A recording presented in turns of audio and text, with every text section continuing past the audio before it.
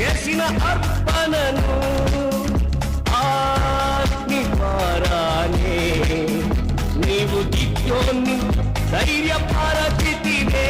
ఆత్మి ద్వారానే నీవు దివ్యోన్ని ధైర్యపరచితివే. అగ్ని మండించు నాలో